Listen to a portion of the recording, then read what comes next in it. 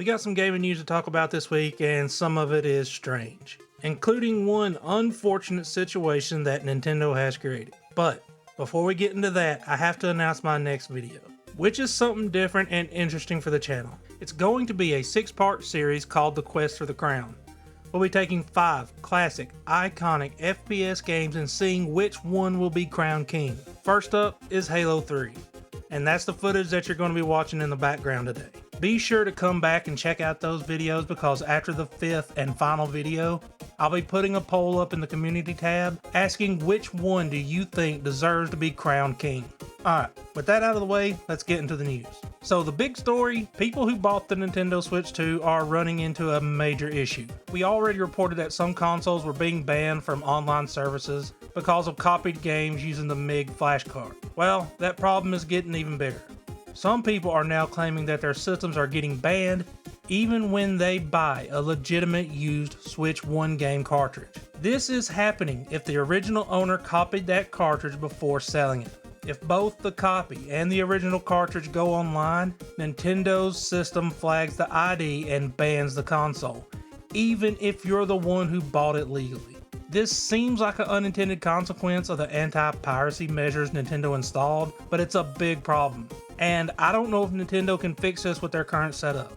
So my advice right now is, if you have a Switch 2, be very careful about buying used games, or just avoid them altogether at the moment, which is a huge problem because Switch games are expensive and they almost never go down in price. And the only thing I can really say is I hope that this is something that Nintendo did not intend when they implemented this system. Now let's take a look at a couple of rumors.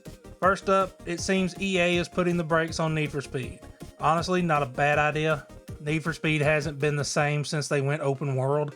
They really need to get back to games that made the series great, like Hot Pursuit, High Stakes, and the Underground series. We will never have games that good again if they keep aiming for open world racers. Now, according to the rumor, developer Criterion Games is now all hands on deck, supporting the next Battlefield title, which is leaving no room for a new Need for Speed in the immediate pipeline.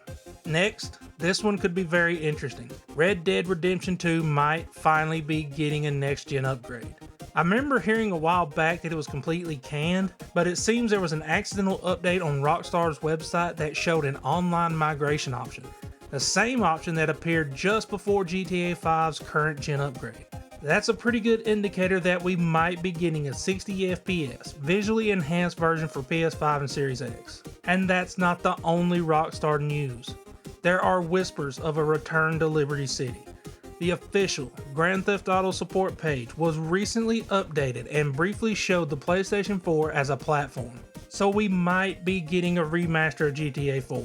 In my opinion, it'll probably be just like the Red Dead Redemption remaster, which is great news for people that want to go bowling. Alright, so here are some quick hits for you. Lords of the Fallen, despite hitting over 5 million players, has still not turned a profit. This is because players don't equal sales. Developers need to stop using this as a metric for success. I like the game, but it has a lot of performance issues. Maybe they can get all that fixed before the next one. It's finally official. Following a leak, Krafton has confirmed that Subnautica 2 is in active development. Disabled players of the new hero shooter Marvel Rivals are calling for the devs to make changes to the UI and ping sounds to improve the game's accessibility. These are good accessibility options, not like you see in some other games, because these people are passionate about their games and they want to be able to play them. And honestly, the skill of some of these disabled gamers is just incredible. When you see someone beat a game that is blind, or they beat it with their feet, it's amazing what they can do. Finally, this right here might be the funniest thing I've seen in a while. I've said before that I think Neil Druckmann is a terrible director. He is a good character writer, but his directing is a mess. Naughty Dog just put out a new mode in The Last of Us Part 2 that lets you play the game in chronological order, basically removing the terrible back and forth directing of Neil Druckmann. And the game is getting a lot of high praise because of it. This actually makes me a bit interested in going back to play it, because it was one of the biggest problems I had with the game, is how messy it was trying to keep up with the timeline. And there you have it, your news for this week. From major console concerns to tantalizing rumors, there's a lot happening. I'll keep trying to track these stories and keep you updated each week the best I can. Thanks for watching. Would you kindly leave a like and subscribe, and I will talk to y'all later.